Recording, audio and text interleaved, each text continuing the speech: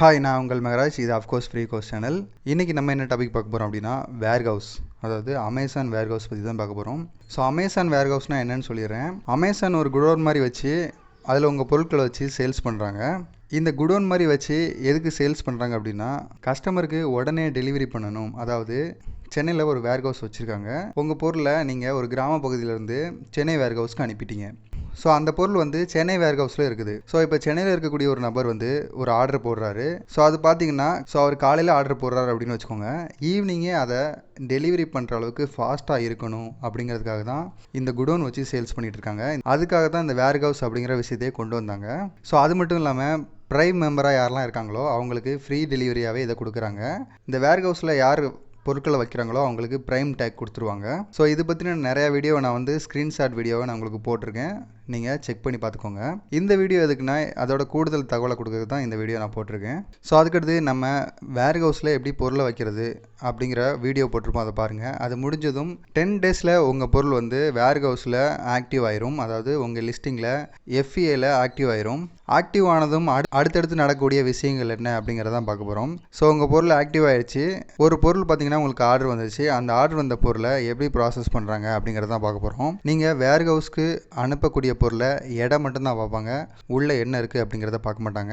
அதுக்கப்புறம் அது எவ்வளோ ஸ்கொயர் ஃபீட் இருக்குது, அதுக்கடுத்து பார்த்தீங்கன்னா அதோட டைமென்ஷன் என்ன, அதை எவ்வளோ ஸ்கொயர் ஃபீட் இடத்துல வச்சுருக்காங்க அப்படிங்கிறத பார்த்துட்டு அதுக்கப்புறம் டைமென்ஷனுக்கு ஏற்ற மாதிரி உங்களோட வேர்ஹவுஸ் சார்ஜை அவங்க ஃபிக்ஸ் பண்ணிடுவாங்க. ஸோ உங்களுக்கு ஒரு ஆர்டர் வருது அப்படின்னா அதை கஸ்டமருக்கு அதாவது ஒரு பேப்பர் காட்டன் பேக்கில் அவங்களோட ஸ்டிக்கிங் லேபிளை ஒட்டி அதை அப்படியே கொடுத்துருவாங்க. ஸோ அதனால் பேக்கிங்கை பொறுத்த வரைக்கும் நீங்கள் ரொம்ப கேர்ஃபுல்லாக இருக்கணும். ஒருவேளை உங்கள் பொருள் வந்து உடையக்கூடியதாக இருந்தால் நீங்கள் நல்ல பேக்கிங் மெட்டீரியல்லாம் வச்சு அனுப்பணும். ஏன்னா அவங்க ஒரு பேப்பர் காட்டன் பேக்கில் தான் வச்சு அனுப்புகிறாங்க. ஸோ உங்கள் பொருள் உடையக்கூடியதாக இருந்தால் நீங்கள் பாதுகாப்பாக அனுப்ப வேண்டியது உங்கள் பொறுப்பு. ஸோ அதனால் நீங்கள் என்ன பண்ணணும், உங்கள் பொருளை பத்திரமா பேக் பண்ணி அனுப்புங்க. அவங்க வந்து ஒரு பேப்பர் காட்டன் பேக்கில் தான் போட்டு அனுப்புவாங்க கஸ்டமருக்கு. ஸோ அப்படி லாஜிஸ்டிக் டீம் கொண்டு போகும்போது கஸ்டமர் கைக்கு கிடைக்க முன்னாடியே உடஞ்சிருச்சு அப்படின்னா அதை வேர்ஹவுஸ் நிறுவனம் பொறுப்பே இருக்காது. ஸோ அதனால் கேர்ஃபுல்லாக அனுப்ப வேண்டியது உங்கள் பொறுப்பு. ஸோ அதுக்கப்புறம் இந்த பொருள் கஸ்டமர் கைக்கு போயிடுச்சு அப்படின்னா, டேமேஜ் ஆயோ இல்லை பொருள் மிஸ் ஆகி வந்துச்சு அப்படின்னா அந்த பொருள் எடுத்து அவங்களே உங்களுக்கு கிளைம் பண்ணி கொடுத்துருவாங்க. ஒருவேளை அந்த பொருள் மிஸ் ஆகலை, டேமேஜ் ஆகலை அப்படின்னா அந்த பொருளை திரும்பவும் ரீபேக்கிங் பண்ணி அதை லிஸ்டிங் கொண்டு வந்துடுவாங்க.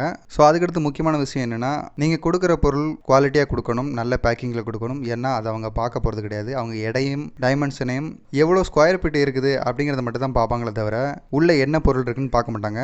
ஸோ அதனால் இதை கஸ்டமர் தான் சொல்லுவாங்க. அதாவது நான் கேட்ட பொருள் வேறு, இவங்க கொடுத்த பொருள் வேறு அப்படிங்கிற விஷயத்தை வந்து கஸ்டமர் தான் சொல்லணும். அப்படி கஸ்டமரோட கமெண்ட் பார்த்ததும் ஸ்டார் ரேட்டிங் கம்மியாக இருந்ததும் இவங்க என்ன பண்ணுவாங்க, ஆட்டோமேட்டிக்காக லிஸ்டிங்கை கேன்சல் பண்ணி க்ளோஸ் பண்ணி FBAலேருந்து தூக்கிடுவாங்க. ஸோ ஒரு 3 புவர் ரேட்டிங் வந்தாலே போதும், அவங்க லிஸ்டிங்லேருந்து தூக்கிடுவாங்க. உங்கள் பொருளை வந்து நீங்கள் ரிட்டர்ன் எடுத்துக்கிற மாதிரி வந்துடும். ஸோ அதனால் உங்கள் ப்ராடக்டை கரெக்டாக கொடுத்து விடுங்க, கரெக்டான பேக்கிங்கில் கொடுத்து விடுங்க. இல்லை அப்படின்னா கஸ்டமரால் நிராகரிக்கப்பட்டு திரும்ப லிஸ்டிங் வந்து டிலீட் செய்யப்பட்டு உங்கள் கைக்கே திரும்ப வந்துடும் அது. ஸோ வேர்ஹவுஸை பொறுத்த வரைக்கும் பெரிய நன்மை என்ன அப்படின்னா, நீங்கள் 100 பொருள் ஸ்டாக் வச்சுருக்கீங்க அப்படின்னா நீங்கள் அதை உங்கள் ஆஃபீஸில் வச்சுருக்க வேண்டாம். நீங்கள் வேர்ஹவுஸ்க்கு அனுப்பி விட்டுட்டிங்கன்னா அவங்களே அதை சேல்ஸ் பண்ணி கொடுத்துருவாங்க. நீங்கள் அதை இருந்து பேக்கிங் பண்ணி கொடுக்கணும் அப்படிங்கிற அவசியம் இருக்காது. ஸோ இந்த ஒரு பெனிஃபிட் அதில் இருக்குது. ஸோ அதுக்கப்புறம் முக்கியமான விஷயம் என்னென்னா, அவங்க டெலிவரி சார்ஜ், அதாவது லாஜிஸ்டிக் சர்வீஸ் சார்ஜ் எடுக்கிறது கிடையாது.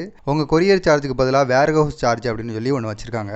வேர்ஹவுஸ் சார்ஜ்னால் என்ன அப்படின்னா, உங்கள் பொருளை வைக்கிற இடத்துக்கான சார்ஜும் உங்கள் பொருளை பேக் பண்ணுறதுக்கான சார்ஜும் அவங்க ஃபிக்ஸ் பண்ணுறாங்க. மித்தபடி கொரியர் சார்ஜ்னு ஒன்றுமே ஃபிக்ஸ் பண்ண மாட்டாங்க. ஸோ ஈக்குவலாக கனெக்ட் பண்ணி பார்த்தீங்கன்னா, நீங்கள் நார்மலாக நீங்கள் உங்கள் ஆஃபீஸ்லேருந்து கஸ்டமருக்கு கொடுக்கறதுக்கும் வேர்ஹவுஸ்லேருந்து கொடுக்கறதுக்கும் ஈக்குவலாக தான் வரும். ஏன்னா இதில் வந்து லாஜிஸ்டிக்ஸ் சார்ஜ் இருக்குது, வேர்ஹவுஸ் சார்ஜ் கிடையாது.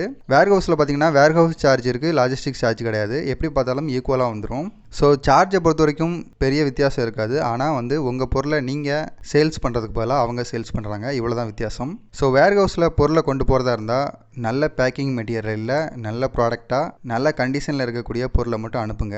ஏன்னா உங்கள் கையிலேருந்து போய் அது 10 நாள் கழிச்சு தான் ஆக்டிவேட் ஆகும். அப்படி ஆக்டிவேட் ஆகி அந்த பொருள் வந்து நல்லா இல்லை அப்படி சொல்லி கஸ்டமர் சொல்லி உங்கள் லிஸ்டிங் வந்து மேனுவலாக தூக்கிட்டாங்க அப்படின்னா திரும்ப வர்றதுக்கும் 10 நாள் ஆகும். ஸோ இந்த மாதிரி பிரச்சனையெல்லாம் நீங்கள் ஃபேஸ் பண்ணக்கூடாது அப்படின்னா நல்ல பொருளை அனுப்புங்க, நல்ல பேக்கிங் மெட்டீரியலோடு அனுப்புங்க. அப்போ தான் திரும்ப வராது.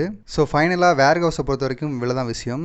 ஸோ நான் என்ன சொல்ல வந்தேன்னு உங்களுக்கு புரிஞ்சிருக்கும். ஸோ இது பற்றின கூடுதல் தகவல் வேணும் அப்படின்னா நீங்கள் கமெண்ட் பண்ணலாம். உங்கள் கமெண்ட்டுக்கு நான் பதில் சொல்கிறேன். ஸோ அது மட்டும் இல்லாமல் வேர்ஹவுஸ் சம்மந்தமாக நான் நிறையா ஸ்க்ரீன்ஷாட் வீடியோ போட்டிருக்கேன். அதை போய் பாருங்கள், உங்களுக்கு நல்லா புரியும். ஸோ உங்கள் பொருட்களை நல்ல முறையில் வேர்ஹவுஸில் வச்சு நல்ல முறையில் சேல்ஸ் பண்ணுங்கள். நன்றி.